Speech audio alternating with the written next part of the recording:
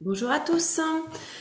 On continue sur le sujet de métropole de septembre 2020. Nous avions fait hier l'exercice numéro 2.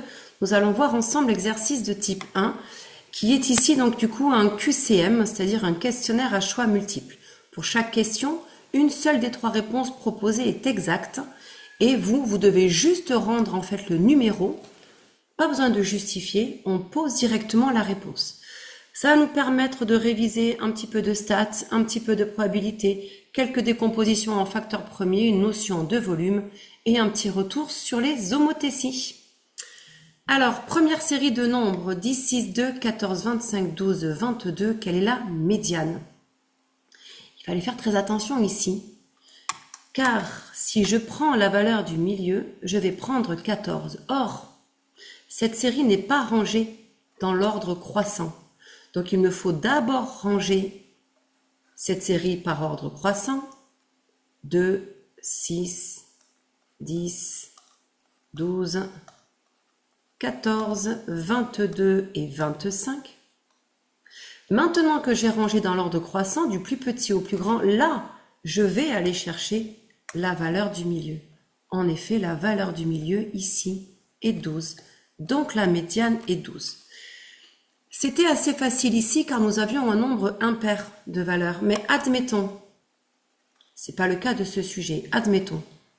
En fait, j'ai un nombre pair de valeurs. Si je veux prendre le milieu, je me retrouve entre deux valeurs.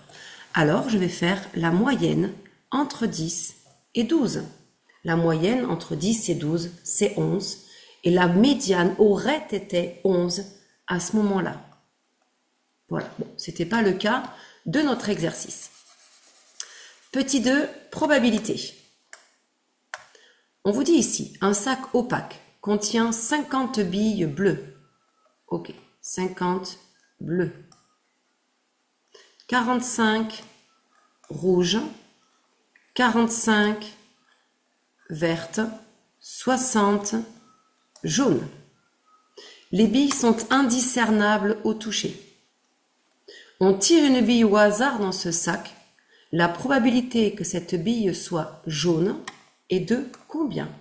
Donc nous, ce qui nous intéresse, c'est celle-ci. On a donc 60 billes jaunes parmi le total de billes. Donc il vous faut faire le total de ces billes, 50 plus 45, plus 45, plus 60, et vous trouvez 200 billes. Donc il y en a 60 jaunes parmi 200. Ça, c'est ma probabilité. Alors le problème, c'est que j'en ai aucune case où on me dit 60 par 200.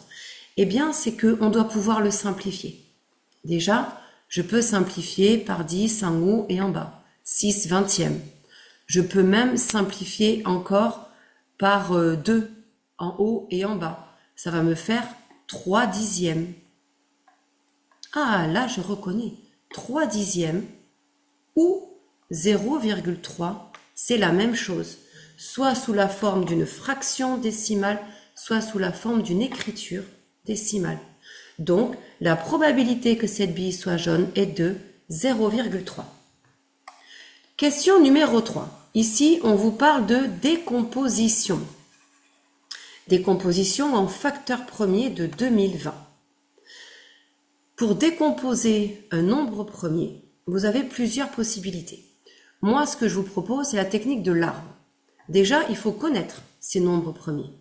Le premier nombre premier est 2. Attention, 1 n'est pas un nombre premier. Donc 2, puis 3, 5, 7, 11, 13. Voici les premiers nombres premiers que, en général, on doit mémoriser. Je prends 2020 et je regarde. Est-il divisible, je vais prendre le premier nombre premier, est-il divisible par 2? Oui. Je divise par 2, il me reste 1010. Est-il encore divisible par 2? Oui. Je redivise par 2. Ce qui fait 505. Est-ce que je peux encore diviser par 2? Non. Un nombre divisible par 2 est un nombre qui se termine par un chiffre pair, c'est-à-dire par 0, 2, 4, 6 ou 8. Celui-ci, ce n'est pas le cas. Je ne peux plus diviser par 2. Je passe par 3. Est-ce que je peux le diviser par 3? Un nombre divisible par 3, comment faire? Je fais la somme de ces chiffres, donc ici 5, plus 0, plus 5, ça fait 10. Et je regarde si 10 est dans la table de 3. Non. Donc 505, lui non plus, n'est pas dans la table de 3. Il n'est pas divisible par 3. Est-ce que je peux le diviser par 5? Oui. Un nombre divisible par 5 se termine soit par 0, soit par 5. C'est le cas.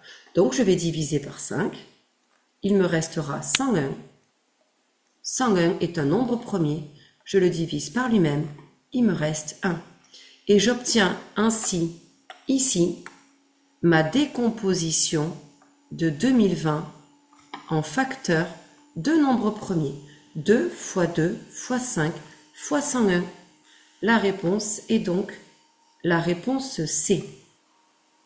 Voilà. Autre possibilité, si vous êtes à l'aise sur vos calculatrices, vous pouvez taper 2020 dans votre calculatrice et vous avez une touche qui s'appelle décomp. Voilà. Qui vous permet sur les calculatrices collège, donc c'est une fonction autorisée au collège lors du brevet. Cette touche décomp vous permet d'obtenir de suite la décomposition en facteur premier. Donc d'abord on tape notre nombre, exécute, puis seconde décomp et on obtient, vous pouvez le voir ici, 2 au carré plus 5 plus 101. C'est bien ça. 2 fois 2, ça s'écrit bien 2 au carré. 2 au carré fois 5 fois 101, c'est bien la décomposition en facteur premier de 2020. Réponse C donc ici. Ensuite, on va aller voir la question numéro 4. On vous demande de donner directement la formule d'une boule de rayon R. Alors ça, c'est du par cœur. La formule d'une boule de rayon R, c'est 4/3 de pi R au cube. Déjà, là, même si on ne se souvenait plus de l'histoire du 4/3, on a un volume. Donc il faut forcément une mesure fois une mesure fois une mesure. On est bien au cube, on est en 3 dimensions. Là, il n'y avait qu'une fois R. Là, il était au carré. Donc forcément, c'était celui-là. Alors, qu'est-ce que c'est que 2 pi R? C'était le périmètre. Qu'est-ce que c'est que pi R au cube? Eh bien, c'était l'aire du disque. Voilà. Donc là, c'était la réponse C encore une fois. Petit dernier, l'homothétie de centre A et de rapport -2. Alors, une homothétie, qu'est-ce que c'est? Une homothétie, c'est, je prends un point, ici, elle est de centre A, d'accord? J'ai une figure, on va dire ici que je vais dessiner un petit triangle, par exemple. Une homothétie, c'est quoi? C'est je prends chaque point, je passe par le point A et je vais de l'autre côté. Pareil ici, je prends ce point, je passe par A et je vais de l'autre côté. Alors vous allez me dire, on dirait qu'il y a un petit peu une symétrie centrale. Oui, c'est une évolution, une amélioration de la symétrie centrale, ou si vous préférez, la symétrie centrale est une sorte particulière d'homothétie. Si je vais tout droit de l'autre côté avec exactement la même longueur, tac, c'est bien ça, une symétrie centrale. Je vais faire pareil, je vais aller tout droit de l'autre côté, aussi de la même longueur, et pareil ici, je prends la même longueur et je vais ici de l'autre côté, d'accord? Et à ce moment-là, j'obtiens le même triangle, mais en symétrie centrale.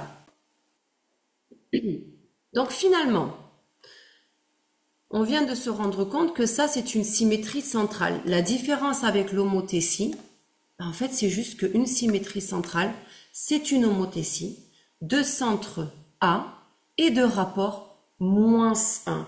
Je vais de l'autre côté Donc, on a un rapport négatif. Je vais de l'autre côté de mon centre d'homothétie, d'accord? Et un rapport 1, parce que fois 1 pour chaque dimension. Je ne touche pas à la taille de mon triangle. Donc, c'est fois 1. En effet, fois 1, c'est rien du tout.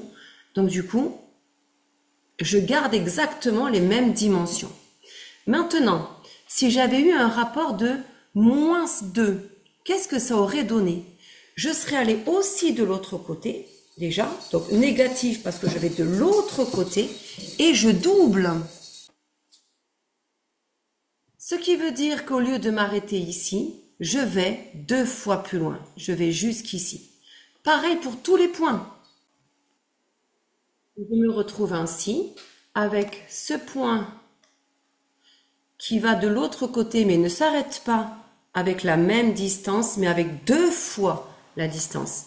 Donc là, j'ai une homothétie de centre A et de rapport moins 2. Je vais derrière mon point, donc négatif, et je vais 2 fois plus loin. 2 fois plus loin pour tout. Je ne m'arrête pas là, je continue encore. Je ne m'arrête pas là et je continue encore. J'ai donc ici un rapport moins 2. Homothétie de centre A et de rapport moins 2.